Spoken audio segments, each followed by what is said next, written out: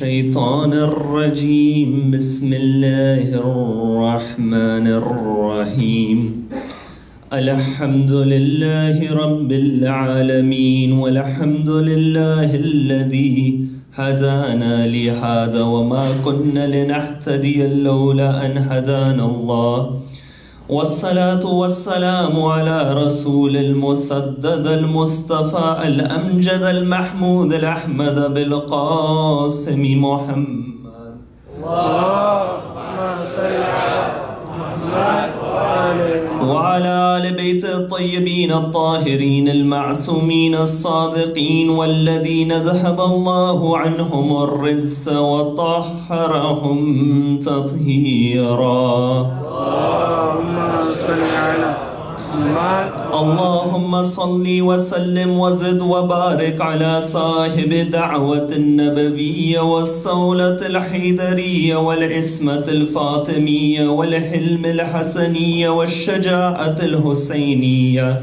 والعبادة السجادية والمآثر الباقرية والآثار الجعفرية والعلوم الكاذمية والحجج الردبية وجود التقوية والنقاوة النكبية والهيبة الأسكرية والغيبة الإلهية اللهم عجل فرجه وسهل مخرجه أما بعد فقد قال الله في كتابه الكريم بعد أعوذ بالله من الشيطان الرجيم بسم الله الرحمن الرحيم تلك الدار الآخرة نجعلها للذين لا يريدون علوا في الأرض ولا فسادا والعاقبة للمتقين صدق الله العلي العظيم اللهم صل على محمد وآل محمد. For the hastening of the reappearance of the master of our times, Sallu ala Muhammad wa ali Muhammad. اللهم صل على محمد وآل محمد. For the love of Ahlul Bayt alayhim as-salam, Sallu ala Muhammad wa ali Muhammad. اللهم صل على The Hadith of Unwan al-Basri is a hadith which contains a great number of lessons from our holy sixth Imam. And it's one which has gained great popularity, particularly among the circles of the Urafa and the mystics, and more widely amongst the students of the religious sciences. And this is something which is evident by the fact that this hadith has a title. That when you look within the corpus of hadith literature, you find that there are thousands upon thousands of hadith. But the fact that this hadith has been given a title, the Hadith of Unwan al-Basri, goes to show the popularity and the prominence of this narration. As in when you look at the advice of many of the ulama, you would find that they would advise their students to ponder and read this narration. For example, Ayatullah Qadi Tabatabai, an individual who was given the title Ustad ul-Urafa, the teacher of the mystics, that he was the teacher of an individual like Ayatullah Bahjat. You find he would say to his students that keep this narration in your pocket and at a minimum once or twice a week recite it and ponder over the contents of this narration. And it's said about him that he would not accept a student unless he was following the contents of this narration. And indeed tonight we'll seek to analyze this narration and try to find the lessons within it. For a number of important topics they arise. For example, when you look at this narration, the topic of the reality of knowledge, it comes forward. What is the nature of light? That why does Allah guide an individual? How should we conduct ourselves in isolation? How should we conduct ourselves among society? And many other different aspects, they come forth when we analyze this narration. But when it comes towards the analysis, there is one interesting point. That when you look at this man, Unwan al-Basri, there is no other hadith which is narrated by this man. Within the books of Rijal, the sciences of the narrators, there's nothing which is mentioned about him. But you find this individual has one of the most unique hadith which he narrates from the Imams of Ahlul Bayt. Shaykh al-Bahai, he narrates this hadith in his work Kashkul. He says that I read in the handwriting of Ash-Shaheed al-Awwal that he narrated from a man who narrated from Unwan al-Basri. And when I examine this hadith, the methodology which I'll use is that I'll give you a portion of the hadith, analyze it before moving on to the next portion. Because oftentimes when you give the entire hadith up front, many people, they lose attention. But when you analyze part by part, you find the mind, it flows with the lecture. You find within this hadith, Unwan al-Basri was a 94-year-old individual. He states that I used to go to the classes of Malik bin Anas. Malik bin Anas, the Imam of the Maliki jurisprudential school. He says that I used to go to the classes of Malik bin Anas. But when Ja'far al-Sadiq, salawatullahi wa salamuhu alayhi, when Ja'far al-Sadiq came to Medina, I loved to take from him in the way I would take from Malik. He says, Ahbabtu an akhuda anhu kama akhadtu an Malik. You find that Malik bin Anas, he was the student of Abu Hanifa, but at the same time, he was the teacher of Imam al-Shafi'i, who was the teacher of Ahmad bin Hanbal. But you find that whom was the teacher of Abu Hanifa? It was none other than Imam al-Sadiq. That Abu Hanifa himself says, Lola sanatan halakal Nu'man. You find that Imam al-Sadiq, he comes in towards Medina. Unwan al-Basri, he says, one day I go towards Ja'far al-Sadiq. But the Imam, he does something which from the outward level may seem strange to a number of people. He says to him that inni rajulun matlubun wa ma'a dhalika li awradun fi kulli sa'atin min ana al-layli wan nahar. He says that I'm an individual who is sought. I'm a busy individual. On top of that, I have recitations and prayers which I recite in every single hour of the day and the night. So don't distract me from them and go to Malik in the way you used to go to Malik. Now a 94-year-old individual is coming towards the Imam. The Imam, he just sends him away. You find the Imam, he has wisdom within this act, as I'll mention when I come towards the analysis. You find that Unwan al-Basri, he says, that I said to myself after leaving the house of Ja'far al-Sadiq, that if Ja'far al-Sadiq had seen any good within me, he would not have prevented me from going towards his house and taking knowledge from him. He says, I went to the mosque of the Prophet. When I went to the mosque of the Prophet, I prayed 2 units of prayer, and I said, As'aluka ya Allah, an ta'tifa alayya qalba Ja'far wa tarzukani min ilmihi ma ahtada bihi ila siratika al-mustaqim. He goes to the mosque of Rasulullah.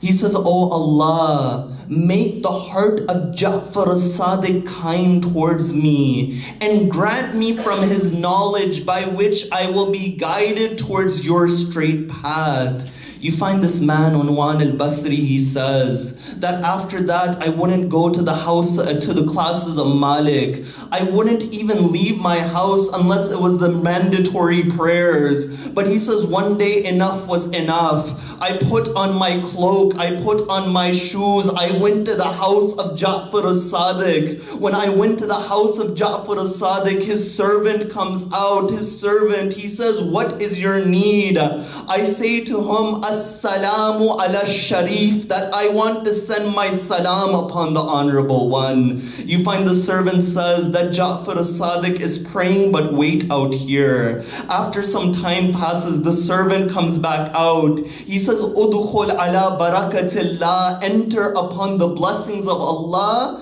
And he enters into the house of Imam al-Sadiq. You know, when he enters to the house of the Imam, he looks at him. He doesn't say anything for some time. Then he says, Ma kunyatuk, what is your title? Unwan al-Basri, his title was Aba Abdullah, the father of the servants of Allah.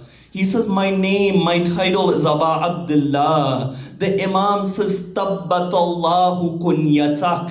May Allah make you firm upon that title, and may Allah give you success. And then the Imam, he says to him, why have you come? He says, I ask Allah to make your heart kind towards me and to take from your knowledge. So I hope that Allah has granted me this request. The Imam, he looks at him. He says, you've come to gain knowledge. He says the lines, he says, Ya Aba Abdullah, laysa al-ilmu bit-ta'allum, innama huwa nurun yaka'u fi qalbi man yuridu Allahu tabarak wa ta'ala an yahdiya. فَإِنْ أَرَدْتَ الْإِلْمِ فَاطْلُبْ أَوَّلًا فِي نَفْسِكَ حَقِيقَةَ الْعُبُودِيَّةِ.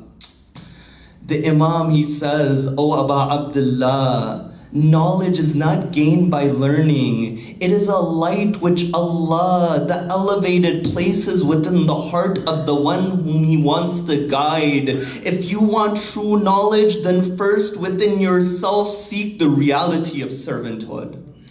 Now within this first part, there are a number of points to analyze. The first of these points is that Unwan al-Basri was a 94-year-old individual.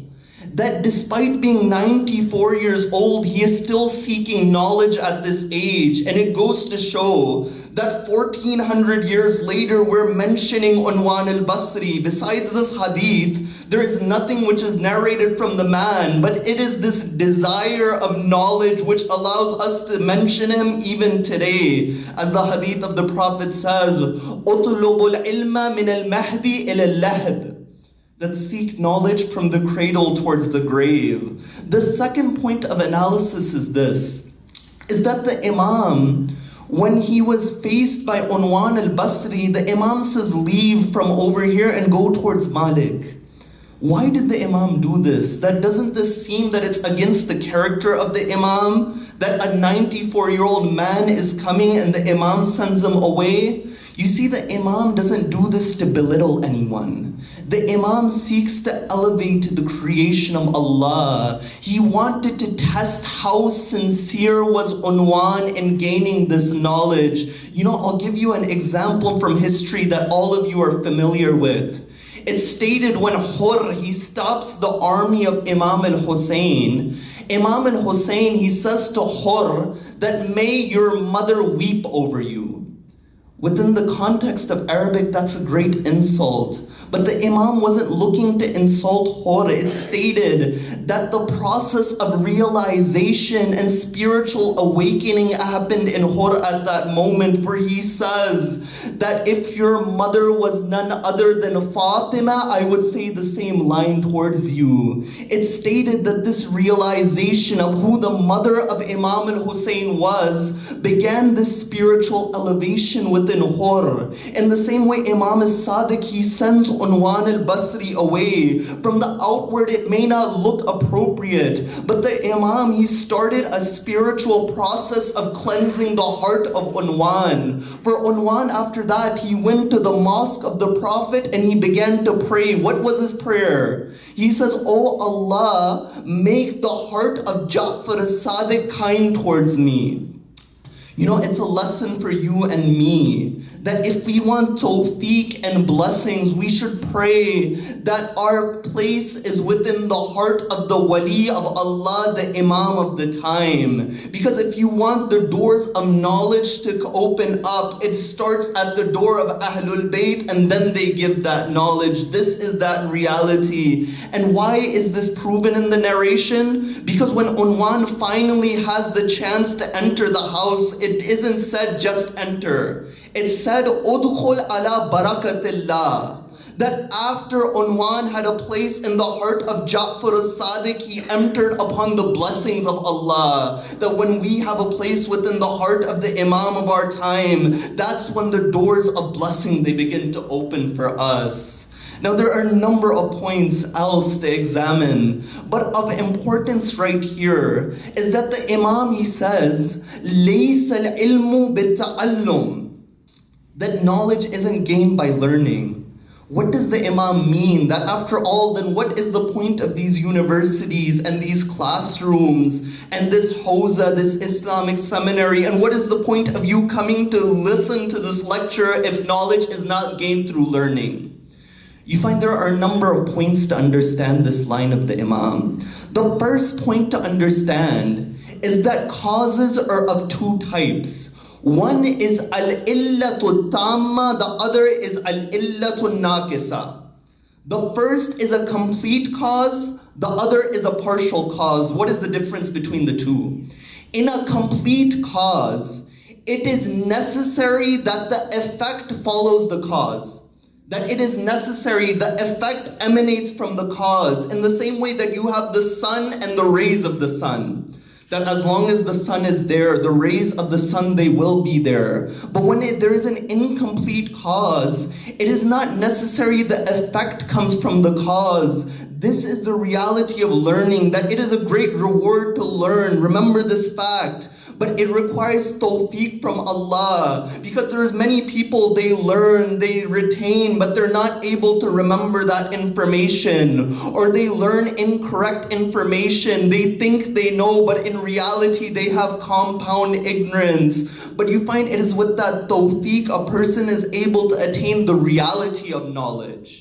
This was the first point about this line. The second point about this line is that when the Imam, he mentions this, he is speaking about al-ilmul huduri, not al-ilmul husuli. One of the divisions of knowledge is that division by acquired knowledge and knowledge by presence. Acquired knowledge is that knowledge which you learn via the means of a concept or a picture within your mind. That knowledge which is huduri, it's stated huduru nafsil ma'loom ladal alim. That object itself is presence within you. And I'll give you a very simple example. If I began to describe to you what fear is, I say when there is an external stimulus, at that moment your heart rate, it goes up. And your eyes, they begin to dilate. And you feel all of these sensations. This would be knowledge that is acquired by the means of a concept. But you will agree that feeling fear yourself is much different than having somebody describe fear for you. That when you feel it yourself, it's much different at that level. You find the second knowledge the Imam, he mentioned, that لَيْسَ الْإِلْمُ بِالتَّعَلُّمِ, is that knowledge a person he gains through the purification of the soul, through that connection with Allah. And you find this knowledge has many different names. It's called al-ilm al-huduri. It is also called ta'alim al-rabbani, that knowledge which Allah teaches. It is also called al-ilm al-ladunni.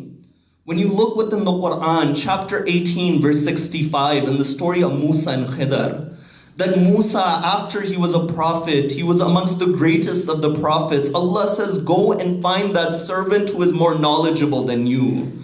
The Quran, it says, فَوَجَدَ, that Musa, he found, فَوَجَدَ عَبْدًا مِنْ عِبَادِنَا آتَيْنَاهُ رَحْمَةً مِنْ إِنْدِنَا وَعَلَّمْنَاهُ مِنْ لَدُنَّا ilma. Within this verse, Allah says when he goes towards Khidr, that he was given the mercy from us and we taught him this knowledge that was from us. That the Quran, it alludes to the fact that there is a knowledge which Allah gives towards his servant. And look at the words. It doesn't say allamnahu ilman min ladunna, that he was given a knowledge from us. It says he was given from us a knowledge. The fact that ladun precedes the word ilm goes to show that there is a type of knowledge which only Allah can give. And what is the reality of this knowledge? إِنَّمَا هُوَ نُورٌ يَقَعُ فِي قَلْبِ مَنْ, that this knowledge is a light. What is the property of light? The property of light is ظَاهِرٌ لِنَفْسِهِ وَمُظْهِرٌ لِغَيْرِهِ. That light itself is apparent and it makes other things apparent. That when you walk into a room which is dark, when light it comes out, that darkness is gone. In the same way, when this light of knowledge it comes, you find that ignorance is gone at that moment. But the question comes, what do I mean by this term light? When we think of light, we think of the sun, we think of these light bulbs within us. But even within philosophical thought, light is of two types. There is an-nur al-maddi and there is an-nur mujarrad anil madda. There is material light and there is this type of light which this narration talks about, which is free from a material reality. And this material light from the outward, it allows you to see the apparent of something. But this light, which is the light of knowledge, it allows you to see the haqa'iq and the reality of these things. This is why the Imam says, إِنَّمَا هُوَ نُورٌ يَقَعُ فِي قَلْبِ مَنْ يُرِيدُ اللَّهُ تَبَارَكَ وَتَعَالَى أَنْ يَهْدِيَهُ. That Allah, He places this heart, this light in the heart of the one whom He wants to guide. We have narrations that state, Man aradallahu bihi khayra yufaqihu fid din. That when Allah wants to give somebody good within his life, He will give him a proficient understanding in religion. But you find the narrations, they don't stop there. There is a famous narration of the 6th Imam which states, Man aradallahu bihil khayra qadafa fi qalbihi hubba al-Husayn wa hubba ziyaratih. That when Allah desires good for someone, it is the will of Allah. That when He desires good for someone, He places within his heart the love of Sayyid al-Shuhada and the ziyarah of Sayyid al-Shuhada. The Imam then he says, O Unwan, if you want knowledge, then seek within yourself the reality of servitude. And then after that he says, gain knowledge by utilizing it and ask Allah to make you understand so you will understand. At that point, Unwan, he says to the Imam, that what is the reality of worship? What is the reality of servitude? The Imam says there are 3 aspects which show this reality. The first aspect is that a servant does not consider himself to have ownership of that what Allah has given towards him. And he places that at that plot where Allah commands him to do so. You find this is the first aspect. Then he says the second aspect is that a servant, he doesn't plan for himself. And a third aspect is that he preoccupies himself in that which Allah has made permissible and staying away from that which Allah has prohibited. But when the Imams, they speak, they have a beauty in their words. The Imam, he doesn't stop there. He says the benefits of these 3 things. If you bring him into your life, he mentions what the benefits are. He says if you're able to do the first, that you do not see as yourself being the possessor of what Allah has given you, then it becomes easy for you to give in the way of Allah when commanded. The Quran, when it speaks about giving towards Allah, in the way of Allah, it uses very specific wordings. The Quran, it often says, Mimma razaqnahum yunfiqun. It doesn't say give from that which you have.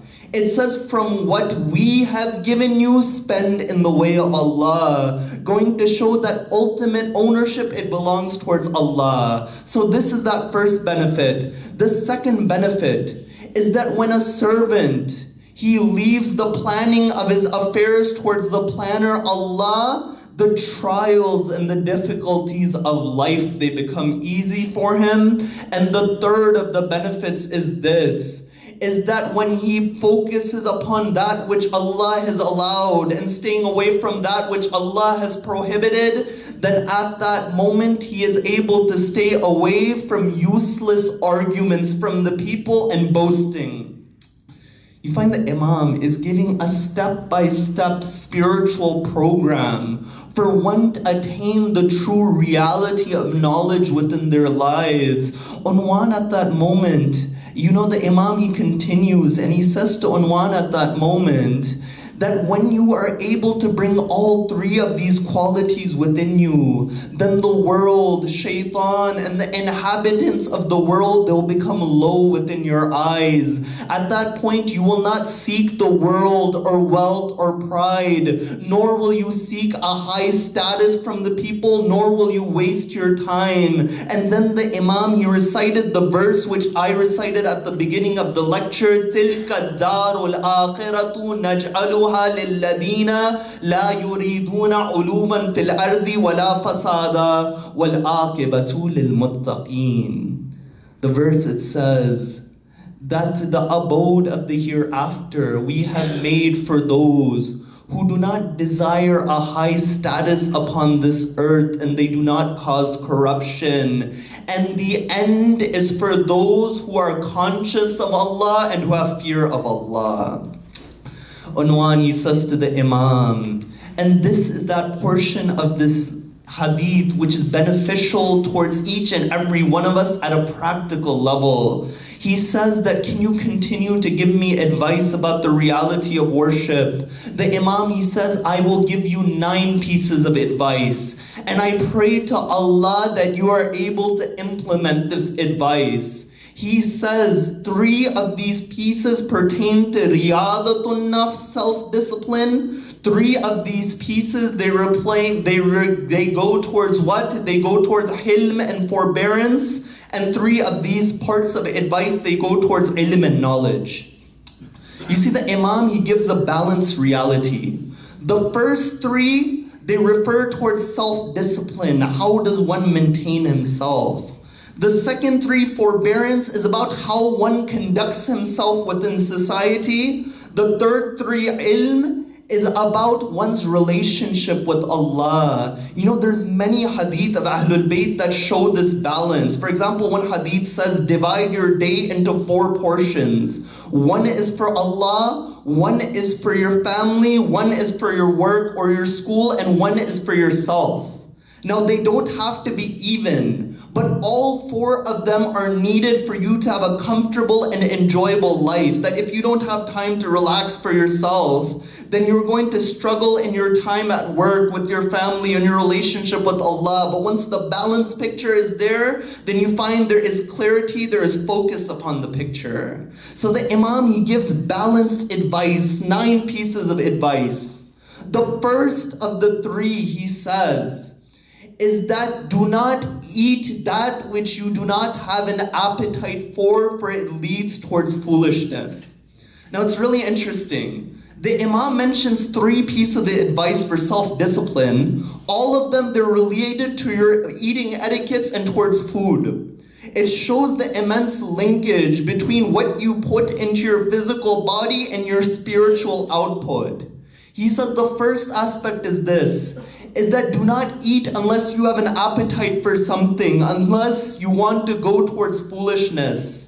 The second aspect is that if you do eat when you are hungry. Eat that which is halal and remember the name of Allah. And the third aspect is this, is that when you do eat, remember the hadith of Rasulullah, which states that there is no vessel that man fills worse than his stomach. So if he is to eat, then let 1/3 be for food, 1/3 be for water, and 1/3 be for air. You know, people, they often ask, as a speaker, they'll ask that, why am I so sluggish in the month of Ramadan? I mean, when you put 3/3 of your stomach with food, 1/3 extra with water, you don't have any space to breathe. It's going to have an effect of sluggishness within you. But the Imam, he goes to show that it starts with this discipline. The beauty of fasting is this, is that eating and drinking is a necessity for life. Eating and drinking is not a luxury. It is a necessity to live. But, O human being, if you have the capacity to refrain from something which is necessary for you to live, you also have the capacity to maintain your spiritual life by staying away from that which Allah has prohibited. That you find this is that reality behind fasting, that a human being, he is able to show what capacity he has, that he can stay away from a necessity, then he can also stay away from other things when he needs to when the time it comes. And this whole discussion about the types of food, the impact they have on the body. You know, Al-Kafi has an entire chapter called Babul At'ima, the book of foods. But that's for another time. You find this was the first 3 pieces of advice that the Imam he gives. The second 3 pieces of advice he gives pertain towards hilm and forbearance.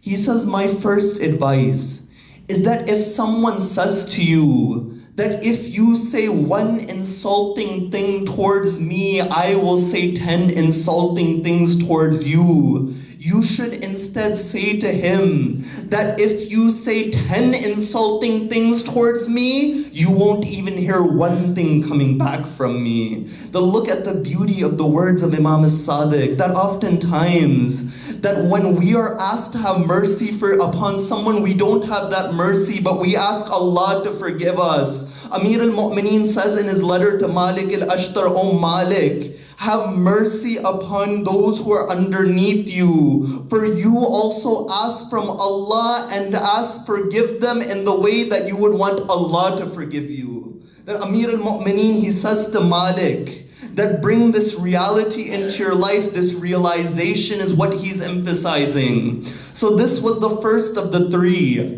The second piece of advice the Imam he gives is that he says, if someone insults you, if someone slanders you, say towards him that if you are truthful, then may Allah forgive me. And if you are lying, then may Allah forgive you.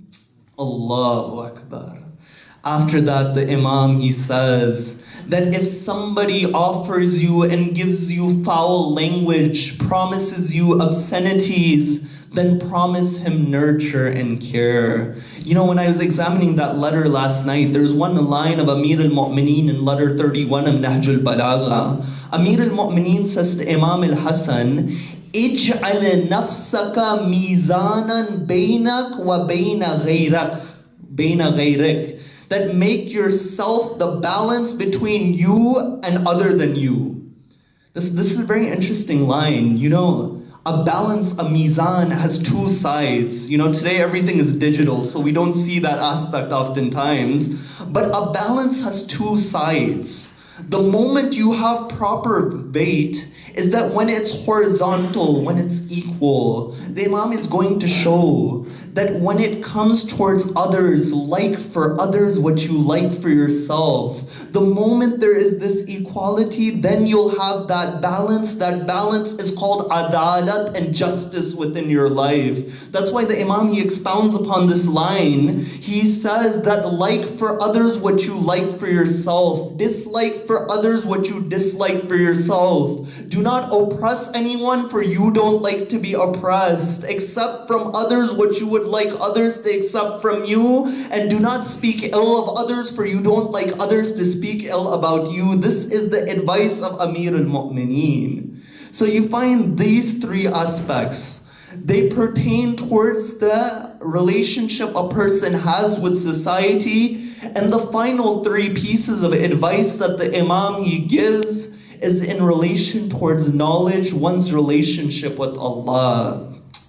He says to Unwan, O Unwan, that when you do not know something, go and ask the scholars. But do not ask them if it's going to be a trial or an embarrassment, meaning that when you go towards them, go with sincerity. Recognize that you have limitations. You don't know everything. The Imams, they would say that the most knowledgeable a person is the one whom adds the knowledge of others to his own knowledge. That half of ilm, another hadith says, is asking a good question is half of knowledge. After all, Amir al-Mu'mineen sat on the mimbar and he said, Saluni, saluni, qabla an tafkiduni. Ask me before you lose me. For I know the path of the heavens better than I know the path of the earth. The Imam, he opened the door of knowledge. Why? Through how? through asking a question, allowing people to ask him a question. So this is the first piece of advice. Then he says that when you can take precaution in your affairs. Don't act upon your opinions. Try to act upon the light of knowledge through this guiding light. And then the third piece of advice the Imam he gives, he says, run away from passing a fatwa, a religious ruling, in the way you would run away from a lion, for you do not want your neck to be the bridge of other individuals. That oftentimes, within communities, everyone has become a religious expert. They pass their own rulings. But the Imam is giving this advice when it comes to the religion of Allah. Only speak when you are sure. Run away from passing a religious ruling and the way you would run away from a lion that is in front of you. After this, the Imam, he says, "O Unwan, I've given you this advice. Now leave me towards my recitations." These are the words of Imam as-Sadiq. Which Imam is this? This is that Imam. It's stated that there were 4,000 students who would sit in the class of Imam as-Sadiq. When you go to our normal university, even if you take one category such as law, you'll find some people will be experts in immigration law, some will be experts in domestic law. You'll have so many different fields even within one category. You'll say to them, why are there so many different fields? They'll say, because one person cannot be an expert in everything. But look at the University of Imam as-Sadiq. One man would sit upon the mimbar. 4,000 students would sit and they would learn every subject, from religious jurisprudence, towards aqaid, towards Quran, towards the sciences, towards chemistry. This is the reality of this Imam. This is that Imam who says, when they asked the Imam, that they asked him about this incident of Musa and Khidr, the Imam, he alluded to the fact that Musa had knowledge of the Sharia and jurisprudence, whereas Khidr had knowledge of the esoteric. But the Imam after that, he said that if Musa and Khidr were in front of me, I would be teaching both of them. Meaning the knowledge of the exoteric is with me, the knowledge of the esoteric is with me. That if one wants to gain worldly knowledge, you find the principles are found within the teachings of the Imam for that maximum knowledge. But when one wants to develop himself spiritually, you find those esoteric teachings, they lie within the teachings of the Imams of Muhammad and Ali Muhammad. I'll leave some time. There are people who need to do wudu, get ready for prayer. I say, Ya Allah, through the right of Muhammad and Ali Muhammad, that wherever the followers of Ahlul Bayt are in difficulty, grant them help in these difficult times. Wherever they're sick and ailing, give health towards them. That wherever they have any hajat within their hearts that are good for them, grant it towards them. And Ya Allah, we pray within every prayer for the hastening of the reappearance of the master of our time. Sallu ala Muhammad wa ali Muhammad.